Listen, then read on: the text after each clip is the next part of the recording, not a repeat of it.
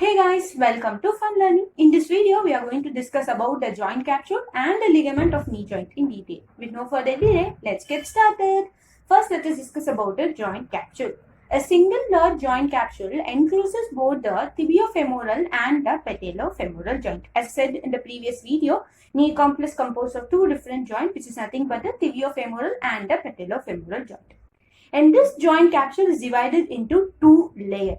First one is nothing but the superficial fibrous layer and the second one is nothing but the deep synovial membrane. First, let us discuss about the superficial fibrous layer. The outer fibrous portion of the capsule is firmly attached to the inferior aspect of femur and superior portion of tibia. I hope you understand this point. And now we are going to see what is the in the fibrous layer வந்து posteriorly எப்படி attach ஆயிருக்கு, anteriorly இந்த fibrous layerக்கு என்ன இருக்கு, anteromedial என்னவா இருக்கு, anterolateral என்னவா இருக்கு அப்படின்ற டிஸ்கஸ் பண்ண போறோம். and இந்த மூணு பாயிண்ட்டுமே is going to be about the superficial fibrous layer.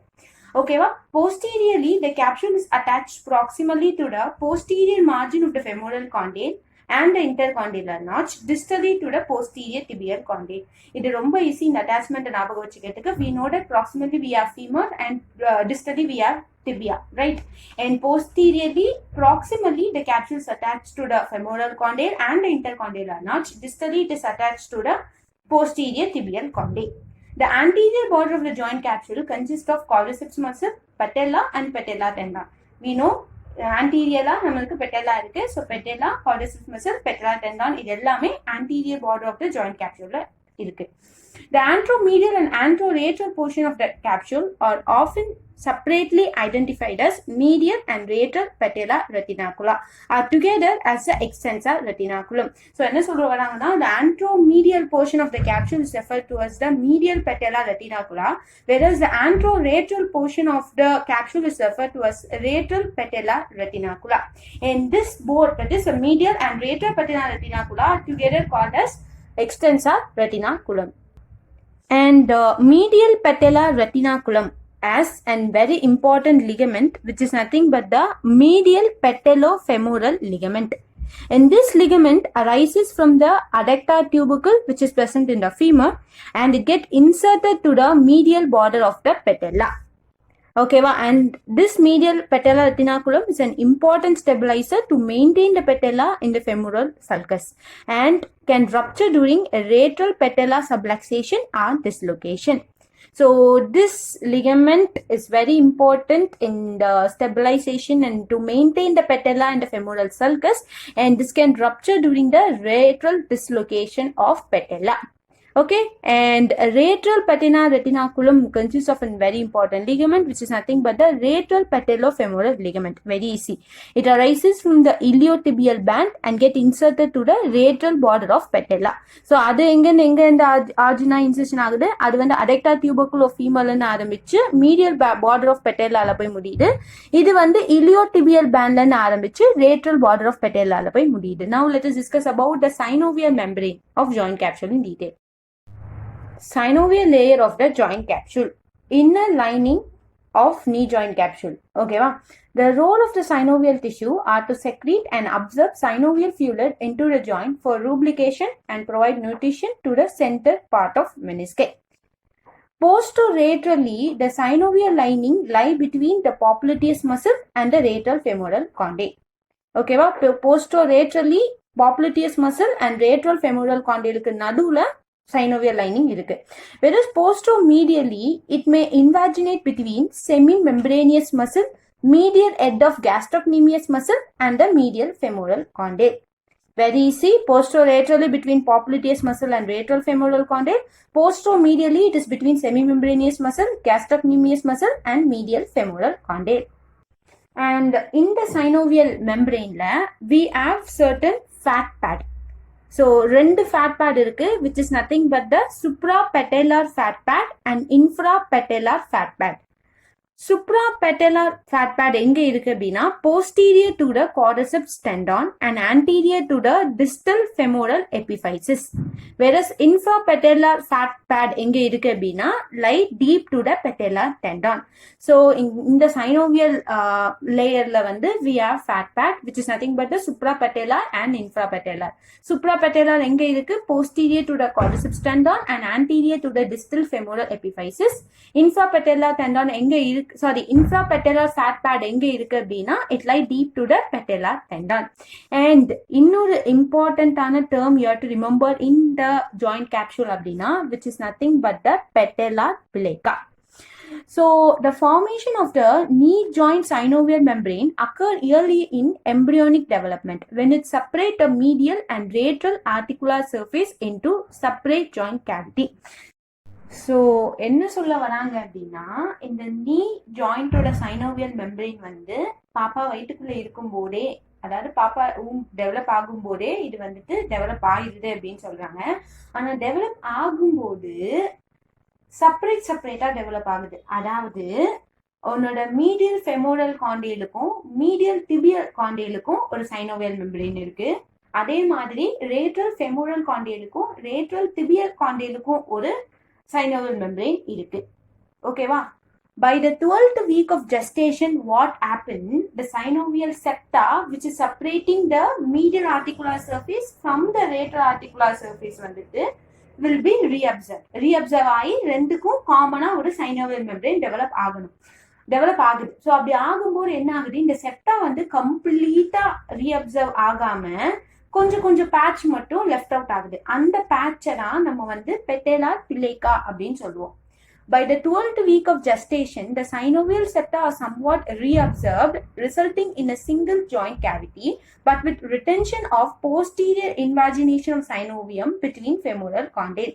The failure of the synovium membrane to become fully reabsorbed result in persistent fold, and this fold are called as patellar plica.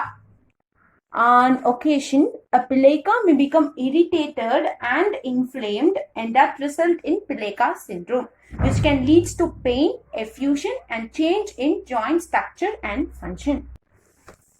And now let us discuss about the 4 important ligament of knee joint in detail, which is nothing but the medial collateral ligament, lateral collateral ligament, anterior cruciate ligament, and posterior cruciate ligament. And now let us discuss about the medial collateral ligament in detail. So எல்லா ligament கீழையும் நம்ம வந்து 2 important விஷயத்தை பற்றி படிப்போம். ஒன்று அதோட attachment, இன்னொன்று அதோட ஃபங்க்ஷன். ஓகேவா? The medial collateral ligament can be divided into the superficial and deep portion that are separated by a bursa. So medial collateral ligamentக்கு 2 part இருக்கு, superficial part and a deep part. Now let us discuss about the attachment of superficial portion as well as the deep portion. The superficial portion of the medial collateral ligament arises proximally from the medial femoral condyle and it gets inserted into the medial aspect of the proximal tibia. The deep portion of medial collateral ligament continues with the joint capsule, originating from the inferior aspect of the medial femoral condyle and inserting onto the proximal aspect of medial tibial plateau. So ரெண்டுமே எங்க origin ஆகுது? medial femoral condyle தான்.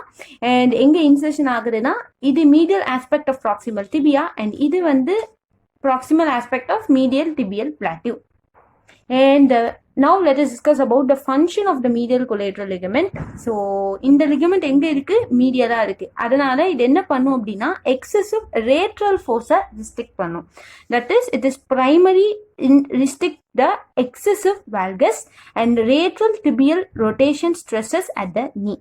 So ரொம்ப இம்பார்ட்டண்டா ஈஸியா ஞாபகம் வச்சுக்கலாம். இந்த ligament மீடியலா இருக்கு. So it is going to restrict excessive lateral force, which is nothing but the valgus force. The knee joint is better able to resist a valgus stress at full extension compared with a position of knee flexion because medial collateral ligament is taut in extension. As joint flexions increase, medial collateral ligament become more lax and bony congruence decreases, resulting in greater possible medial joint space opening.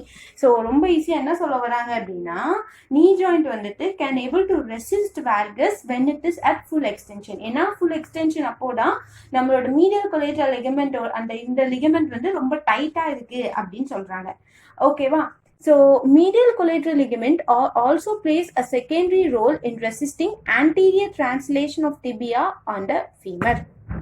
Okay, now let us discuss about the lateral collateral ligament. So நம்ம medial collateral ligamentல என்னென்ன பார்த்தோம் அப்படின்னா அதோட attachment பார்த்தோம், அதுக்கப்புறம் அதோட function பார்த்தோம். So என்ன பண்ணுது அப்படின்னா primarily it is going to restrict the lateral, that is primarily it is going to restrict the valgus force, and secondary it is going to resist the anterior translation of tibia on the femur.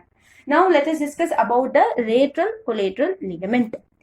Attaches proximally at the lateral femoral condyle and distal to the fibular head. So proximally எங்க attach ஆயிருக்குனா lateral femoral condyle, distally எங்க attach ஆயிருக்குனா fibular ஓட headல. Lateral collateral ligament primarily responsible for resisting varus stress. அப்படி opposite. அது valgus, இது varus. ஓகேவா? It also limit excessive lateral rotation of the tibia in position of 60 to 90 degree of knee flexion. And secondary it is going to restrict the anterior tibial translation, but அந்த அளவுக்கு கிடையாது. So இது வந்து weak-ஆ தான் it is going to support the anterior tibial translation. ஓகேவா? So ரெண்டு ligament பத்தி படிச்சிருக்கோம், medial and lateral. So medial is going to restrict valgus, whereas lateral is going to resist varus. And ரெண்டுமே it is going to secondarily restrict the anterior tibial translation of tibia on femur. Now let us discuss about the anterior cruciate ligament as well as the posterior cruciate ligament in detail. Anterior cruciate ligament. Anterior cruciate ligament originate at the posteromedial aspect of the lateral femoral condyle and extend inferiorly, medially, and anteriorly to attach distally to the tibia on the lateral and anterior aspect of the medial intercondylar tibial spine. And this anterior cruciate ligament has two bundles, namely anteromedial bundle and posterolateral bundle.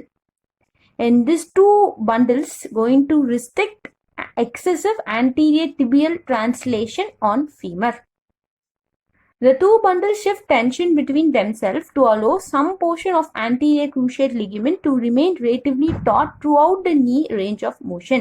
அதாவது throughout the knee range of motion, இந்த பண்டலோ இல்ல அந்த பண்டலோ ஏதாவது ஒரு bundle ரொம்ப டைட்டா இருந்து ரிஜிடா இருந்து going to restrict excessive anterior tibial translation அப்படின்னு சொல்றாங்க. ஸோ நீ ஃபுல் எக்ஸ்டென்ஷன்ல இருக்கும்போது போஸ்டோலேட்டரல் பண்டல் டாட்டா இருக்கும். அதே மாதிரி நீ வந்து 15 டிகிரிக்கு மேல ஃப்ளெக்ஸ் ஆகும்போது anterior medial bundle வந்து ரொம்ப டைட்டா இருக்கும். Anterior cruciate ligament provide a rotatory stability of the knee during medial or lateral rotation, varus or valgus angulation. Posterolateral bundle provide more rotational stability than the anteromedial bundle, especially when the knee is extended. Anterior cruciate ligament is secondary stabilization to medial collateral ligament. Secondarily, it is going to limit the medial rotation of the tibia. Although the anterior cruciate ligament primarily resists anterior tibial translation, injury to this ligament are not only due to excessive anterior tibial translation. Rather, injury to the anterior cruciate ligament occur mostly when the knee is slightly flexed and in a valgus position, combined with anterior tibial translation or medial or lateral tibial rotation during weight bearing activities. So anterior cruciate ligament வந்து injury வந்து anterior tibial translationல மட்டும் நடக்கிறது கிடையாது அப்படின்னு சொல்றாங்க. So knee slightly flexed and in a valgus position combined with anterior tibial translation அப்படின்னு சொல்றாங்க. So knee flexா இருக்கு, வேல்கஸா அதாவது ரேட்ரலா கொஞ்சம் நீ பிளேஸ் ஆயிருக்கு, and that when it is combined with anterior tibial translation, anterior cruciate ligament injury ஆகிறதுக்கு வாய்ப்புகள் அதிகமா இருக்கு. Muscle around the knee joint are capable of increasing the strain or decreasing the strain on anterior cruciate ligament. Muscle which causes anterior tibial translation will increase the strain on anterior cruciate ligament, whereas muscle which causes posterior tibial translation will decrease the strain on anterior cruciate ligament. gastrocnemius muscle and quadriceps muscle. This will increase the strain on anterior cruciate ligament, whereas the hamstring muscle will decrease the strain on anterior cruciate ligament. Now let us discuss about the posterior cruciate ligament. Posterior cruciate ligament originate at the lateral aspect of the medial femoral condyle and travel inferiorly and somewhat posteriorly to attach distally to the posterior tibial surface. Posterior cruciate ligament is shorter and less oblique than anterior cruciate ligament, and vascular supply is by middle genicular artery. அங்க மாதிரி இங்கேயும் posterior cruciate ligamentல ரெண்டு bundle இருக்கும், posteromedial bundle and anterolateral bundle. So நீ 80 to 90 degree ஃப்ளெக்ஷன்ல இருக்கும்போது posteromedial bundle லாக்ஸா இருக்கும், whereas நீ full எக்ஸ்டென்ஷனுக்கு போகும்போது anterolateral bundle லாக்ஸா இருக்கு. அண்ட் இந்த லிகமெண்ட் எதை ரிஸ்ட்ரிக்ட் பண்ண போகுது அப்படின்னா excessive posterior translation of tibia on ஃபீமரை வந்து ரிஸ்ட்ரிக்ட் பண்ணும். ஓகேவா? So in the absence of the posterior cruciate ligament, muscles must be recruited to actively stabilize against excessive posterior tibial translation. So posterior cruciate ligamentல ஏதாவது problem ஏற்படும் போது அந்த posterior cruciate ligamentோட வேலையை யார் பார்த்துக்கணும் அப்படின்னா muscle has to take care of. And அதில் popliteus muscle share the posterior cruciate ligament role in resisting posterior tibial translation. ஓகேவா? Hamstring contraction can destabilize a flexed knee joint in the absence of posterior cruciate ligament because hamstring muscle will induce posterior shear force on tibia. So popliteus muscle வந்து posterior cruciate ligamentக்கு help பண்ணுது, whereas hamstring muscle வந்துட்டு posterior cruciate ligament இல்லாதப்போ hamstring muscle contract ஆச்சு அப்படின்னா that will destabilize your knee joint. Okay, contraction of the gastrocnemius muscle also significantly increases the strain on PCL, which is nothing but a posterior cruciate ligament, at flexion angle greater than 40 degree. Quadriceps contraction reduces the strain in the posterior cruciate ligament at knee flexion angle between 20 and 60 degree. With this, I'm completing today's video. Thanks for watching. If you like this video, please subscribe to my channel. Stay home, stay safe.